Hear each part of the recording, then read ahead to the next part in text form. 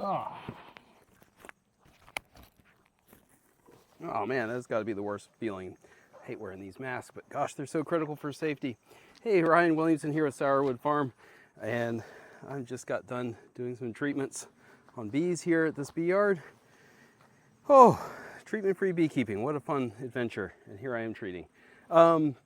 I've got 32 colonies in this bee yard and just got done treating a handful of them that just were not holding the mites down in earlier assessments. So in the effort to not lose colonies, I'm doing a little treating. But overall, things are going pretty good in this bee yard. You know, here's an example. This was a colony that scored a 3 on the Harbo assay last year. And this red here is indication that they get oxalic acid vapor. So that's kind of, that way I don't accidentally treat a colony that I don't want to treat. And if we look at the mite washes, this was a production colony, made a bunch of honey. And we have in June 3 mites, August dropped down to 2 mites, and here we go late September and back up to 7 mites. So I decided that in the interest of this colony surviving, I would give them a treatment. Other colonies are a whole lot better. Here's one that was, August was 0, September is 2 mites. And again, you know, September here in Virginia, our brood nests are shrinking a little bit. This was August 2 mites, September 2 mites. That was a production colony, made a lot of honey. And let's see. Oh, this colony is great. This one made 8 supers of honey. And let's see, August 1 mite, and here again in September 3 mites. So climbing a little bit. I did a Harbo assay on this one and only found non-reproductive mites, so that's pretty cool. Yeah, other ones I was really hopeful about. This one here made, I think, 7 supers of honey. Thought that'd be pretty great. And yeah, August, the mite wash wasn't too bad, 3 mites, but look at September, jumped up to 12. So that was a definite treat. And so they're marked for taking care of. This colony here used to be on this box, and it was a double deep colony that I split into 2. They had an interesting situation where there was a queen in there that scored well in the Harbo assay, had good mite washes last year. This year started going south. So here we can look at last year. In the spring, May 7th was 1 mite, but by June 27th, it climbed to 15 mites. So at that point, I pinched the queen and dropped in queen cells. And look at these further on mite washes. They really brought it down. August, 0 mites, late September, 0 mites. So that one is pretty neat. I'm liking that. Let's see what the other one, that's one where I dropped in a queen cell. This one, because this colony actually had some emergency cells going. Ah, look at that. So this is a daughter of the one that wasn't holding the mites. And that brood break helped, and genetics are another part of the equation. So here we are in August, 3 mites, and September, into September, 1 mite. This is a neat genetic strain from my friend's Magic Mountain Mama's daughters. And look at that, 0 mites in August, 0 mites in September. Pretty cool, like that. So yeah, it's just kind of fun. This is a daughter of one of my breeders. This colony, their last treatment was 2023. And here we have 1 mite in August, 1 mite in September. It's been just such an interesting ride doing mite washes on virtually every single colony in my bee operation multiple times. As I'm treating colonies, I am scaling back on some of that. So I think this round, late September, early August, early October, I did in the neighborhood of 280 washes. So it takes me a little while because when I'm going through these bee yards, I'm also getting them ready for winter, requeening some that if I can, because ideally if a colony, like let's say this one, there's a vertical break here to say, hey, requeen this one. I don't want these drones. They did not hold the mites down.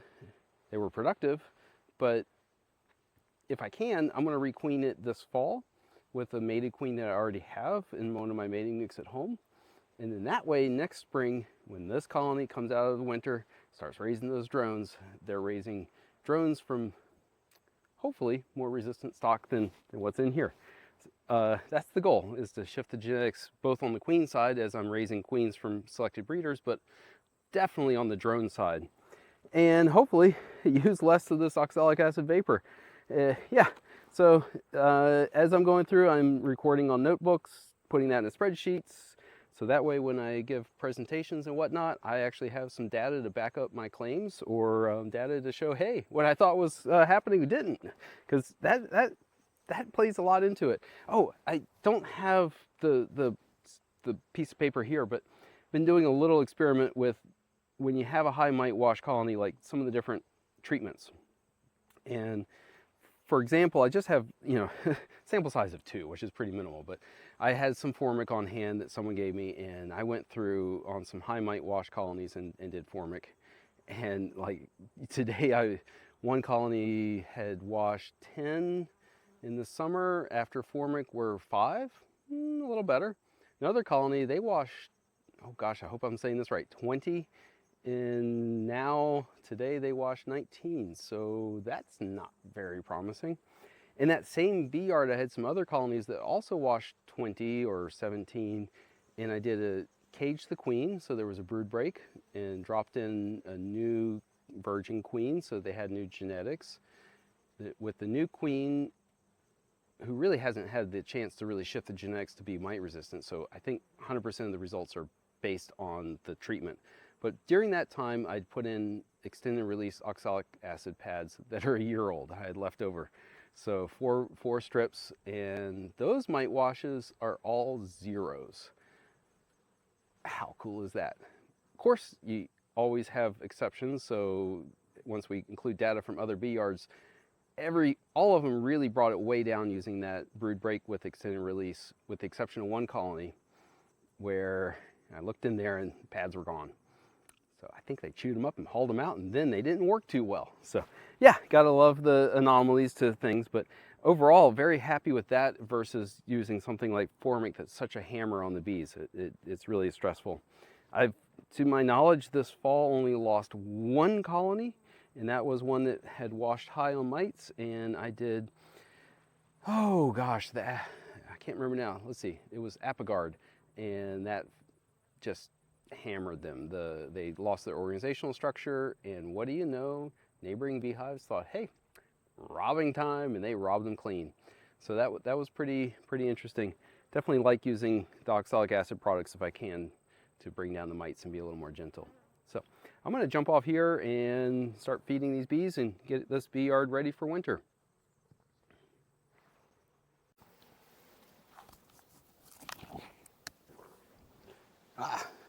Third bee yard of the day. Nothing like running around with a mask on.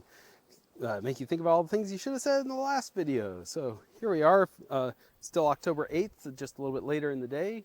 Got a cool front coming in now, which is so nice. Quite lovely. Anyway, got to thinking, well, this bee yard's not too bad. I've got 32 colonies here, and 9 of them are in the treatment zone. Last year, I was much more risk averse, and after selecting my selected breeders, the ones that scored a 4 on the Harbo assay, I treated everybody else, starting in, I guess, August and September.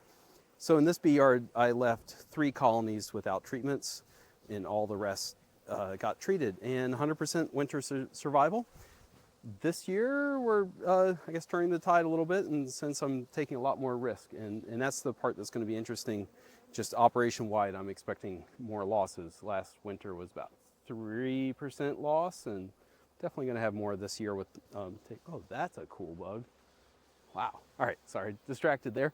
Anyway, what I find just really interesting is the dynamics of mites within a colony, and something like a Harbo assay or a mite wash for, little snapshots of what's going on. And, I guess you could say we have false positives or just inconsistencies. One of the things I did the previous years was I was starting the year with treating everybody in December, and then letting the mites grow until September, and then doing my assays to see, hey, is this resistant or not? And I figured, hey, a full growing season, especially with a production colony where they can make drones, I rarely make splits, that's going to be plenty of, in other colonies in the bee yard have high mites, that's going to be plenty of mite pressure to do assessments. In reality, maybe that wasn't so accurate, actually. I had a lot of, I guess you could say, false positives, but colonies that scored really well the first year, and then this year on their second year treatment free, they did not hold the mites at bay quite as well. Here's an example. This was a production colony, a daughter of a II breeder queen that I bought from a very respected breeder. And last year, I mean, here we go. We got 1 mite in September, 0 mites in October. The spring, whoa, look at that, a little higher, 4 mites in March, but down to 0 when we have a lot of brood in May. And look at, wow, July, 10 mites. But then, this is what I think is neat, they start bringing them down. We're down to 8 mites in August and 6 mites just a few weeks ago here at the very end of September. I did a Harbo assay just to see, hey, what's the second time around? Last year was no reproductive mites, and this time with more mite pressure, 3 reproductives and 2 non-reproductives in 200. So definite downgrade. Not a breeder in my mind, but I'll keep her around for drones, although she is a old queen, 2023, I believe. Over here, this was another production colony, kind of one of my favorites. Number 37, my Star Fox. And last year was 0 mites. In October, it climbed to 4 mites. The spring was a little lower than the previous one, 2 mites. And I did another Harbo assay, found no mites in 200. May, 0 mites. July, climbed to 2. And then we reduced down to 1 mite in August and climbed a little bit to 4 mites in September. Did another Harbo assay on her, and it was, if I remember correctly, 1 reproductive mite in 200. So downgraded from a 4 to a 3 with a Harbo assay. Yeah, that one I feel a little more confident about as far as mite resistance. And a lot of my other ones that did really well in the Harbo assay were some colonies like this, you know, where I have a 5/5. That I think is a little bit more risky as I think about it more. You know, if I'm going to run these double tall nukes through the growing season, I need to pull brood out or cut them back in some way, or they're going to swarm. So unlike a production colony where I can manage them, you know, giving them lots of supers, these, I can't do that. So I've got to pull brood out. And every time I'm pulling brood and bees to make splits and whatnot, I'm effectively giving them a minor mite treatment. I'm pulling mites that are on the bees and then also in that capped brood when I'm pulling out. So those, you know, that makes sense to me that I had more false positives as far as mite resistance. But the production ones, that kind of surprised me. Oh, I gotta love it. It's so interesting to see that dynamic. It's, you know, it's so quick to treat. I could have treated all these hives in just a few more minutes than it took to just treat a few. And I'll tell you what, doing the mite washes and Harbo assays, wow, that's time consuming. So here I am thinking, wow, it used to be a lot easier just to cruise through and treat everybody and have really low losses. But I think long term, having this data will help me select better breeder queens, better drone producers, and already I feel like I'm seeing a shift in the resistance and overall health of my colonies.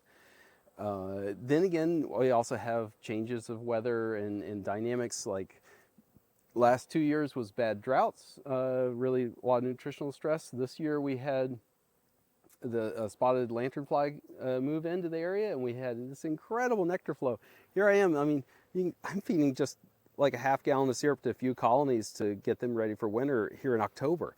In past years, I would have been feeding all the way through June, July, August, September, and October.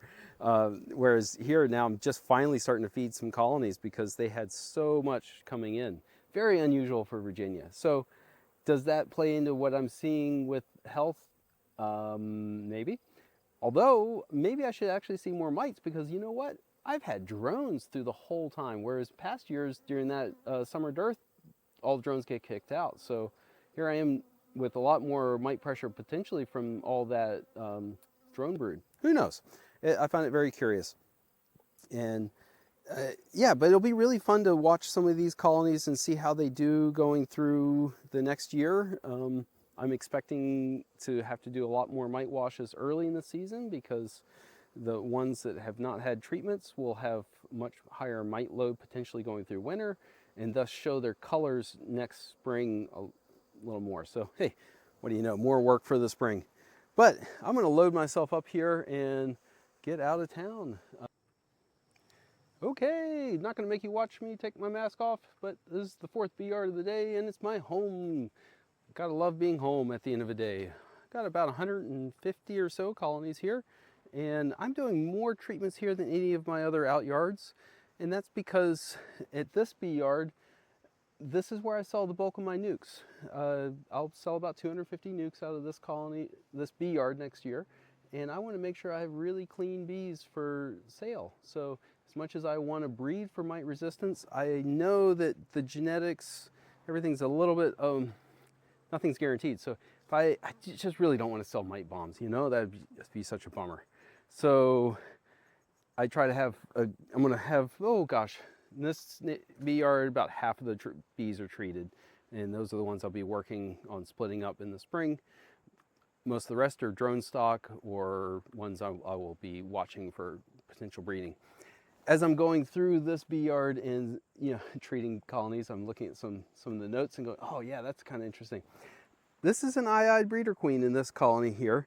It grew up to about 4 tall, but I did pull brood out because I wanted to keep them from swarming. And it's coming from treatment-free beekeeper who I really, really admire a lot. And what do you know, June, this was the highest mite wash in this whole bee yard, which was 11.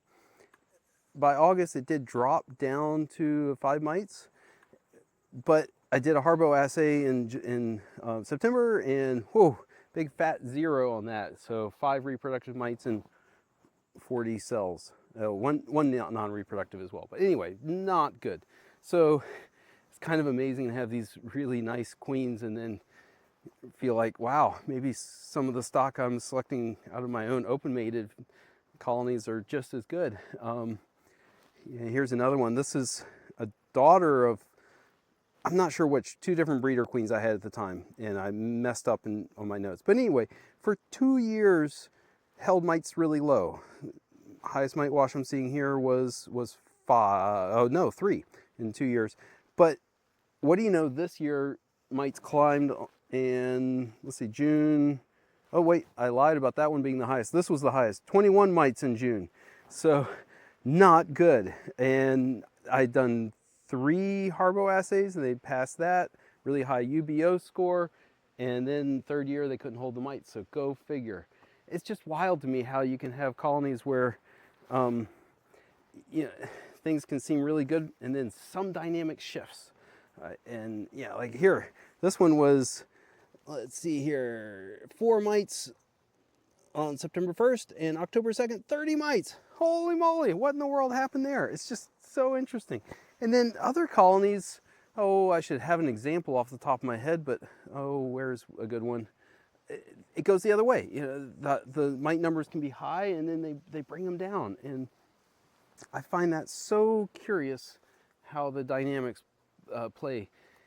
Yeah, this time of year it's also a little hard with the mite washes because the brood rearing has scaled way back on some colonies but not others. So on some colonies all the mites are out of the brood, and so they're going to have by that nature, a little bit higher mite wash, whereas other colonies are still brooding up a lot and their mite washes might look a lot better, but in actuality they might have about the same mites as within the colony.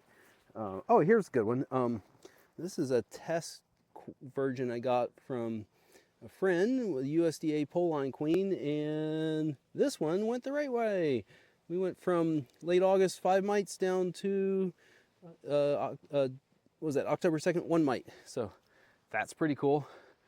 It's gives me a little hope to see some numbers go that way. And not all, nothing's perfect. But just thought I'd share some raw data, and oh gosh, it's just such a fun adventure with bees, and the breeding aspect I find so fascinating and neat, and just a wonderful challenge. Wow, that was a lot of ramblings. Thanks for hanging in, and as a perk, you get to see the first crunching of some data. Here is stuff I've already crunched a little bit, but this is my late August mite washes. And yeah, it's not too bad. So my average mite wash was 3.41 across my whole operation of a sample of 312 colonies that have been left treatment free either since December 2024, so that's after 9 months, or 8 months of treatment, no treatment, or some of them were actually December of 2023, so there were a year and 8 months. But the median was actually 2 mites. So you can see here, 200 colonies were in the 0 to 3 mite range. Basically, what I ended up doing then is these colonies typically got requeened and treated, or at the very least went into treatments. These highest ones got more intense treatments. The lower ones I started giving oxalic acid vapor, and they're out of the breeding program. A few of these stayed in the 6 range or so, but most of the teens and up, they're definitely not showing resistance. And the last few weeks, been doing a lot more washes because, when I'm requeening some of the production colonies, I'm pulling 5-frame nukes, queens out of that, so I don't have that data. So this last run, again, tracking just the colonies that did not get treatment. So now we're down to 217 colonies that were treatment free here at the very end of September, early October. And again, these are all numbers on 300 bees, so not averages, but actual mite number on 300 bees approximately. Now my average, look at that, we've climbed a good bit. We're up to 5.47 with a median, which means 50% of the colonies were 3 or less, and the other 50% above 3. So now we are like around 110 colonies that are in that nice 1% or less mite threshold. And look how many more in the high. And that's to be expected. There's more time for the mite growth. The colonies are contracting, so there's a higher percentage of mites to the bees in the colony. And my brood has really shrunk a lot, especially these last 2 weeks. And thus, the mites that were under cappings are now exposed. And so now, here I am, dealing with these colonies, doing my best to get those mites under control. Reactive beekeeping's not much fun, but doing my best. And we'll see how these fare. These are being left treatment free, and it'll be kind of fun to see how they do next year. All right, there we go. Thanks for watching. I'd love to hear comments. There's certainly so many different ways to approach this. I really admire the folks that are just 100% treatment free. I'm not willing to take that risk since bees are my living. And so trying this more data-driven, higher labor, obviously, but hopefully lower loss method of doing selective breeding using more of an IPM method. We'll see how it pans out over the years, but so far it's been a lot of fun. Thanks a lot. Bye.